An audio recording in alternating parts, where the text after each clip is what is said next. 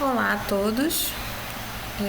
Hoje a gente vai falar um pouquinho sobre dados geográficos e sua natureza, considerando aí os tipos de dados que a gente pode vir a trabalhar não só na disciplina de geoprocessamento, mas também no dia a dia, na produção acadêmica que a gente vai desenvolver na nossa vida, no nosso trabalho. Então eu quero falar um pouquinho com vocês de forma rápida, mas de forma introdutória, para levar vocês a curiosidade e o interesse sobre o assunto, né, para que vocês possam explorar o assunto, buscar mais bibliografia, fazer correlações. E aí a gente vai abordar hoje esse tema, né? Natureza de dados espaciais, dados geográficos. E que tipos de dados a gente encontra, como eles se comportam, quais são as características principais e como a gente pode estar utilizando isso no âmbito da disciplina e da nossa vida profissional. Então, a primeira coisa que eu quero fazer o link aqui é com relação à nossa última aula, que abordou geoprocessamento e geoinformação, né? Essa dualidade conceitual tão importante de ser discutida e de ser refletida, aprofundada, visto que a gente está nesse momento de mudança, de atualização, de adequação, sobretudo aqui no Brasil, do referencial conceitual que a gente adota para essa área de concentração. É interessante lembrar a vocês a questão física do geoprocessamento, né? Toda a sua estrutura tecnológica e seus subsistemas. E aí a gente está falando nesse momento dos sistemas de informação geográfica, ou para alguns autores, sistemas geográficos de informação. Essa plataforma, esse arcabouço que vai ser utilizado ao longo de todas as etapas de pesquisa e atividades de trabalho, para a partir dos dados geográficos que tem na sua natureza a espacialidade, tornar possível algum tipo de análise, algum tipo de interpretação, algum tipo de contribuição aos estudos com referencial espacial. E aí, principalmente aqui no nosso caso, a geografia, mas não exclusivamente a geografia, né? Há diversas outras ciências e áreas de atuação da atividade humana. Esse arcabouço, né, esse grande conjunto de sistemas, de modelos, de conexões de dados, que a gente vai chamar aqui de forma muito simplória Sistema de Informação Geográfica, ele vai ser composto aí principalmente de 4 grandes estruturas. Os dados georreferenciados, que são, na sua natureza, os ingredientes principais dessa grande massa, dessa grande sopa, vamos chamar assim, de forma mais metafórica, né? A gente está produzindo aí dentro de uma grande panela que seria o nosso banco de dados geográfico, a transformação desses dados para que a partir dessa observação e busca de padrões, busca de conexões, a gente possa extrair algum tipo de informação. A forma como esses dados vão se apresentar por meio da manipulação nesse banco de dados vai se destacar para a gente sobre alguns formatos, entre eles os mapas, as tabelas, relatórios, gráficos, enfim. E a gente vai poder extrair disso tudo as análises, como eu falei, as interpretações, aquilo que o especialista busca minerar a partir do entendimento de padrões que ele observa, de conexões que ele observa, de relações que ele observa, sobreposições desses dados quando analisados de forma integrada num banco de dados. Então a gente vai ter 4 grandes subsistemas aí. O subsistema de entrada de dados, o subsistema que vai ser responsável pelo armazenamento e recuperação desses dados, Um terceiro subsistema que vai trabalhar a manipulação e vai permitir ao analista analisar e gerar suas contribuições a partir desses dados, né? As derivações desses dados. E um último subsistema que vai permitir a apresentação de uma forma gráfica ou tabular, ou de uma forma que possa ser apresentada, compartilhada com os usuários, especialistas que estiverem ali atuando sobre aqueles dados, né? Então, esse conjunto, essa grande plataforma, que eu ousei chamar de simplesmente SIG, ela vai ter uma série de versões, né? A versão digital, desktop, que é a mais usual, a mais comum, mas a gente vai encontrar também versões web, digitais, online, e diversas nuances, diversas configurações possíveis para esse sistema, que eu não vou entrar em detalhes aqui nessa aula. Como eu já disse no início, o objetivo da aula é falar do dado, né? Isso aqui é só uma introdução. E aí, o que eu quero que vocês pensem nesse primeiro momento é o seguinte: o que é esse dado? Quando ele se apresenta para mim dentro de um sistema como o SIG, seja ele qual for, ele está representando ali naquela plataforma, naquele sistema que eu escolho para trabalhar, um fenômeno ou um objeto da superfície terrestre, um fenômeno que ocorre em determinado momento, em determinado lugar dessa superfície, visto que estamos falando aqui de um sistema de informação geográfica. Então, subentende-se que esse dado ele tem necessariamente que ter um referencial espacial, ele tem que ter coordenadas, ele tem que ser representado no espaço de alguma forma.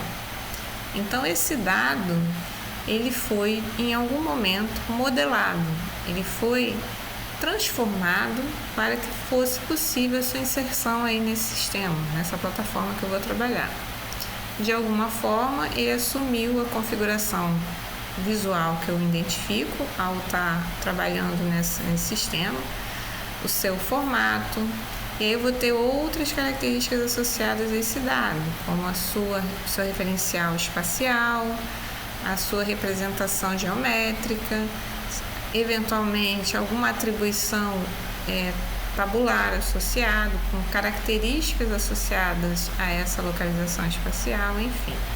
Mas o que eu quero trazer aqui nesse momento, nesse slide, é uma reflexão sobre esse processo de transformação desse mundo real que nós estamos, que nós vivemos, para um modelo que vai ser absorvido e trabalhado dentro do meu sistema. E isso é um esforço muito grande, é um esforço contínuo. Não é um esforço em que o especialista simplesmente executa e abandona. Isso aí, eventualmente, é feita uma atualização. É necessário fazer adequações, conexões, novas adaptações.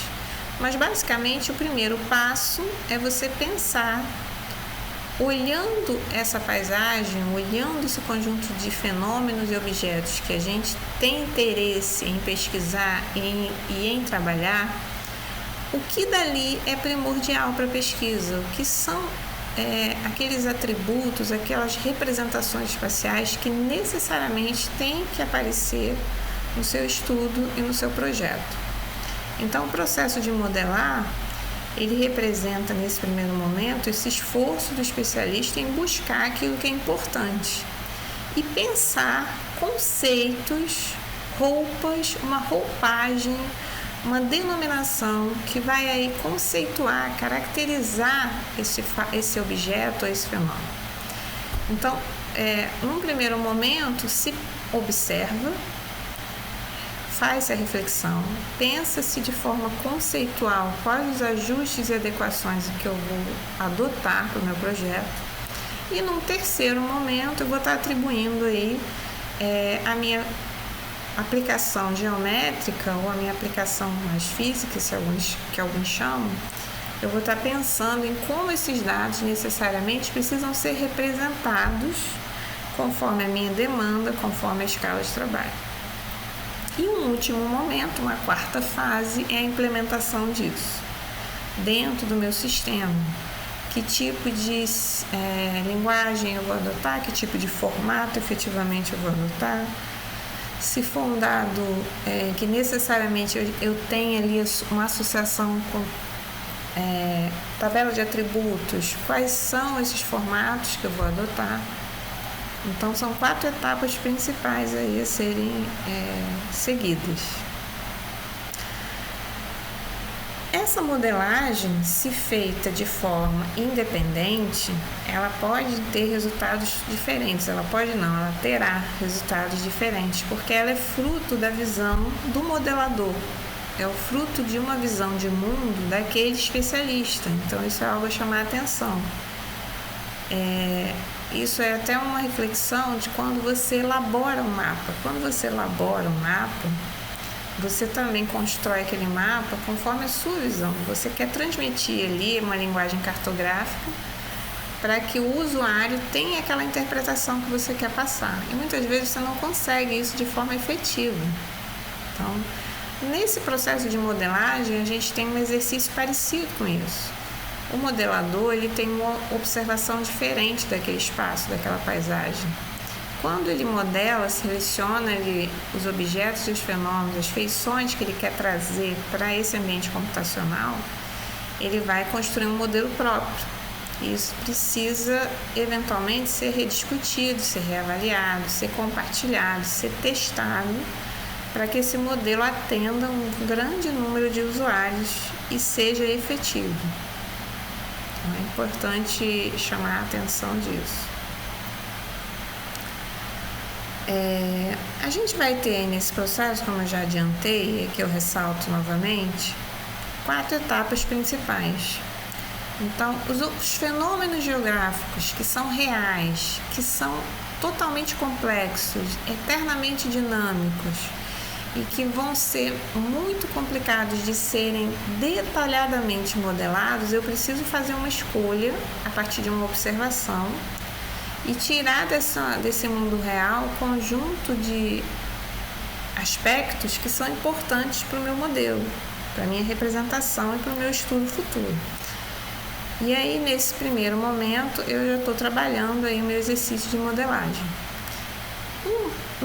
No momento seguinte, eu estou ali num nível mais conceitual, atribuindo a esses fenômenos, a essas feições, conceitos. É como se eu desse nome à criança que acabou de nascer. Eu observo, eu penso, e aí eu acho que você poderia se chamar Beatriz, Maria, João. Então, eu começo a fazer associações de nomes.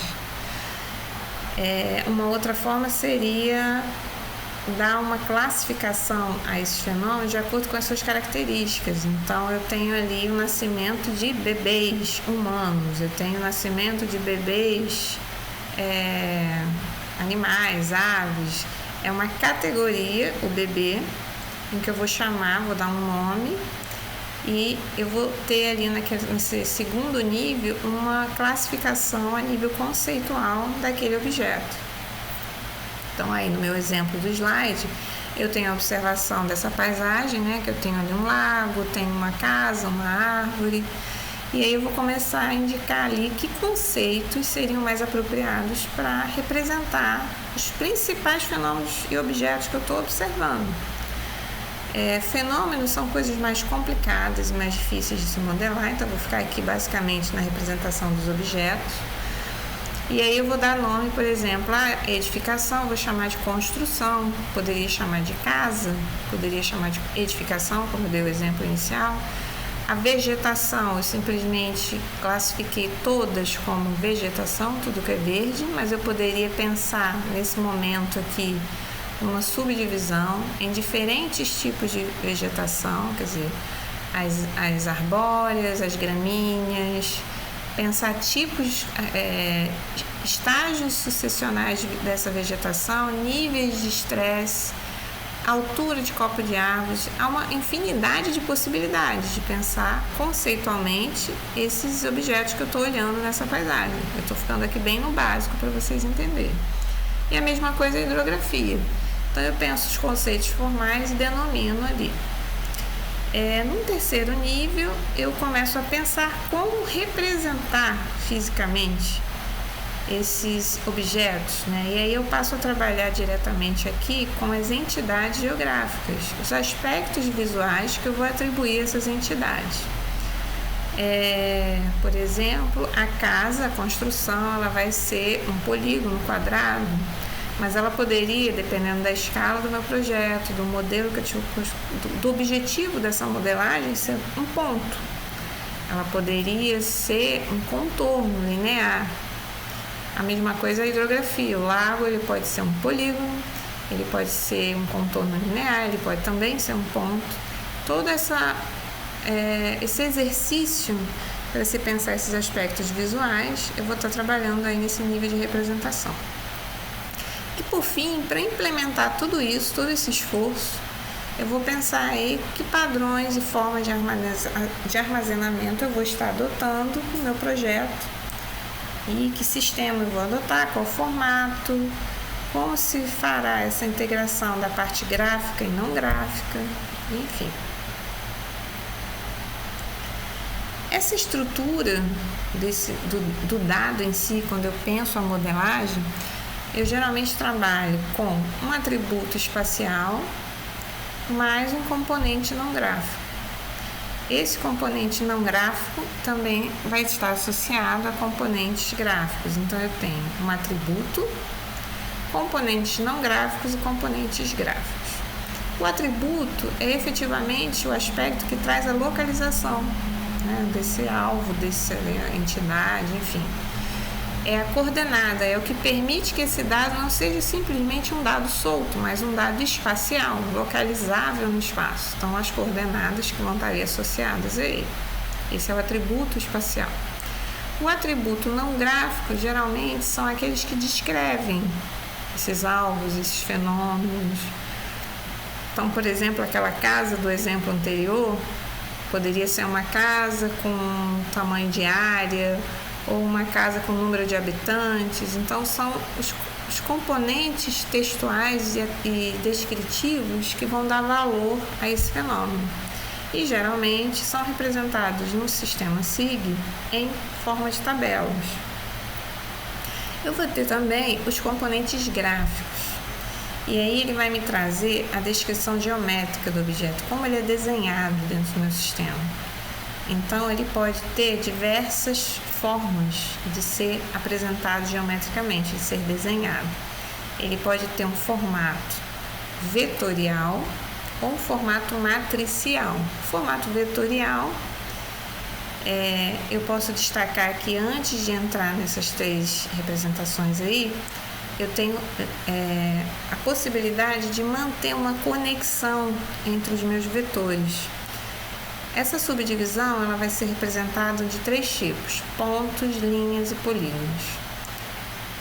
Se eu tenho um sistema vetorial em que eu tenho todas essas linhas e pontos e polígonos conectados, em que há um reconhecimento do meu sistema, pertencimento, vizinhança, lateralidade, eu digo que esse conjunto de dados ele tem a sua topologia, a sua conectividade executada de forma efetiva. Se esse conjunto de vetores, pontos, linhas ou polígonos, eles não trazem essa informação de conexão, de vizinhança, de pertencimento, de sobreposição, eles são soltos. Eu digo que é um tipo de representação vetorial em formato espaguete. Ele tem esse nome curioso justamente por isso, para lembrar o espaguete, o macarrão. Quando você tem ali várias linhas, vários macarrões soltos na panela, eles não se conectam, eles são simplesmente linhas soltas. Então, são o oposto da topologia, em que a linha ela é conectada a outra linha, e todas têm a sua conexão reconhecida. Para que serve isso? Primeiramente e principalmente para me permitir realizar alguns tipos de análise espacial, especialmente para quem trabalha com redes de dados. Ou seja, sistema de rede hídrica, como as empresas de fornecimento de água pública, sistemas de rede energética, como as empresas que fornecem luz e toda a conexão do sistema de transmissão e distribuição de energia, redes de transporte, para quem trabalha com origem e destino, de rotas, disposição histórica de dados para transporte público, né? Planejamento de linhas e pontos de ônibus, enfim. Então, uma série de aplicações que me demanda que esse dado vetorial ele tenha a sua topologia executada. E para finalizar esse pacote, a gente tem também formas gráficas de representação geométricas matriciais, que aí eu tenho um formato totalmente diferente, é um formato de linhas e colunas. E aí os exemplos mais clássicos são as imagens de satélite, que são como as fotografias que a gente tira nos nossos celulares, mas não são fotografias. A gente tem nesse sistema as imagens de satélite, que são geradas de forma rasterizada, as fotografias aéreas, que são geradas de forma instantânea, né? À medida que o veículo, seja ele aéreo, um Vant hoje em dia, né? Um drone, à medida que ele vai executando, gerando essas fotos, ele vai se deslocando e gerando num determinado tempo, com uma determinada velocidade e altura. E a gente tem também os modelos digitais de elevação, ou modelos digitais de terreno, né? Isso tem uma variação explicativa também, conceitual, que são matrizes que representam, na verdade, elevações nesse terreno. Então, as imagens, elas representam as feições, os alvos na superfície, a partir de uma relação ali que eu vou interpretar da energia eletromagnética com aquele alvo. Então, eu vou estar gerando uma imagem que o satélite vai estar disponibilizando aos usuários, que é diferente essa informação, porque traz nesse momento, cada pixel dessa imagem ele vai representar a reflectância espacial daquele alvo, né? O quanto aquele alvo reflete dessa energia que ele recebe. E no caso dos modelos digitais de elevação, ele está representando a elevação, né? As diferenças nesse relevo aí. Então são os exemplos mais clássicos que eu posso falar para vocês e pedir que vocês busquem mais informações e consultem mais sobre esse assunto. A gente traz aqui também alguns exemplos disso que eu estou falando. Então a estrutura vetorial, eu vou ter pontos, que aí eu posso ter simplesmente um ponto, ou esse ponto ele pode ser um vértice. Se ele é um vértice, significa que ele está conectado a uma linha até outro vértice. Então esse ponto ele tem uma topologia reconhecida também, ele faz parte de uma rede, de um conjunto ali conectado. Então eu tenho as linhas simplesmente soltas ou espaguete, e as linhas também com a sua topologia realizada, e os polígonos. Aí alguns exemplos e a tabela de atributos, que é a componente não gráfica do exemplo. Eu vou ter também uma estrutura matricial, que é o outro bloco de representação gráfica, em que o exemplo principal poderia ser a imagem, como eu falei. Então, diferente de uma estrutura vetorial, na matricial eu estou trabalhando com células. Essas células vão variar no seu tamanho, no tipo de informação que ela traz, e ela informa o usuário. Se for uma imagem, como eu falei, poderia ser reflectância espacial. Se for um DEM ou um MDE, a elevação. E enfim.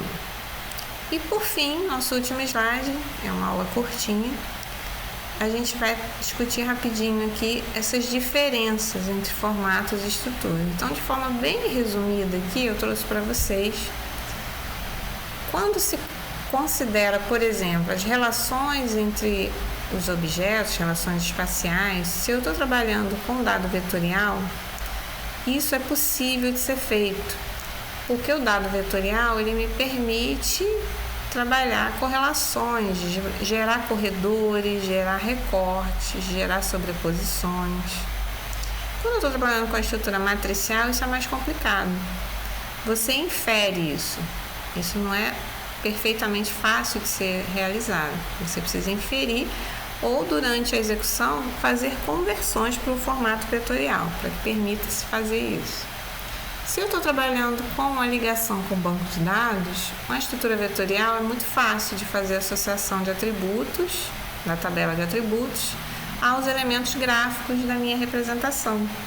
Então, se eu tenho ali um arquivo com todos os postes de uma rua, eu consigo, a partir de um identificador, fazer uma associação com o código do poste, a altura, o tipo de material, tipo de lâmpada, o nome a distância entre o próximo poste, trazer vários atributos associados àqueles pontos que representam esses postes.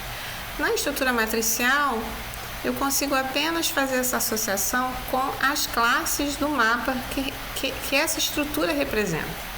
Eu não consigo trabalhar com muitos dados. Não é impossível, existem análises, tipos de combinações que são possíveis de se fazer e que trazem para essa estrutura matricial alguns atributos, mas necessariamente em algum momento é importante fazer a conversão para o vetorial para permitir isso ficar de forma mais fácil de manipular e mais fácil de integrar dentro de um banco de dados. Quando eu pensar a questão da análise, simulação e da própria modelagem, com os dados vetoriais a gente faz isso de forma indireta. Esse tipo de combinação e modelagem é muito melhor de ser executado quando eu tenho uma representação matricial, em que o fenômeno ele trabalha de forma contínua no espaço. A simulação ela fica mais suave, é mais fácil de ser feita. Então, por exemplo, quando eu trabalho projeções futuras, prognósticos, em que eu tenho que integrar um conjunto grande de dados, então eu vou fazer uma estimativa do crescimento de uma cidade, crescimento urbano de uma cidade, fazendo uma projeção para daqui a 50 anos. Eu vou utilizar dados como os arruamentos presentes, as unidades de conservação, que teoricamente são protegidas, os limites das áreas urbanas, os limites das áreas verdes. Esses dados, eles necessariamente, em muitos casos, eles têm que ser convertidos para um formato matricial, pois você constrói ali um pacote, um bloco, e esse pacote é utilizado para fazer essa modelagem, facilita para o sistema trabalhar com esse formato matricial nesse tipo de trabalho, do que se ele for simplesmente vetorial. Eu preciso que o sistema entenda cada pedacinho, não simplesmente um bloco único. Então, um formato matricial e uma adequação para que todas essas camadas tenham as mesmas resoluções, os mesmos espaçamentos de célula, eu consigo fazer esse trabalho. Quando eu quero trabalhar com diferentes escalas de trabalho, você pode estar utilizando os dois formatos. No vetorial para qualquer escala, ele é adequado. E para o dado matricial, o mais adequado são pequenas escalas. Quando você começa a trabalhar com escalas em que eu preciso ver muito detalhe, o dado matricial ele começa a ficar muito pesado de ser trabalhado.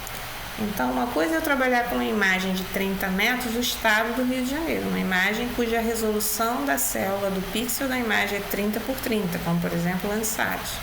E uma coisa é utilizar uma imagem cuja a célula, o pixel ali, a dimensão dele, tenha meio metro por meio metro.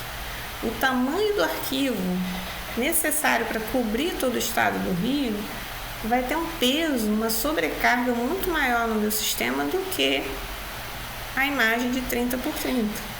Então dificulta, mas não é impossível. Você precisa fazer algumas adequações, trabalhar em blocos, trabalhar em partes, mas é muito difícil. Quando eu estou rodando algum tipo de algoritmo, que aí o exemplo da modelagem volta a ser relevante aqui, o processamento no dado matricial ele é mais rápido, mais eficiente. No vetorial eu posso ter algum tipo de erro, sobretudo sobras, erros de sobreposição, buracos, falhas, se as conexões não estão fechadas, alinhadas. E por fim, o armazenamento. O armazenamento do dado vetorial, ele geralmente se faz por coordenadas, como eu já falei. É um tipo de armazenamento que tende a ser um pouco mais leve e fácil também, de certa forma. O dado matricial, ele precisa de espaço em disco, espaço em rede, espaço na nuvem. Dependendo do formato, dependendo do tamanho da área de estudo. E ele é feito por matrizes, como eu já disse, né? Uma célula, uma matriz que pode estar representando aí uma imagem, ou uma matriz que pode estar representando simplesmente um modelo digital de elevação. Então, é isso. Essa aula foi curtinha, eu espero que tenha ajudado vocês todos, e eu vou estar disponibilizando novas aulas em breve.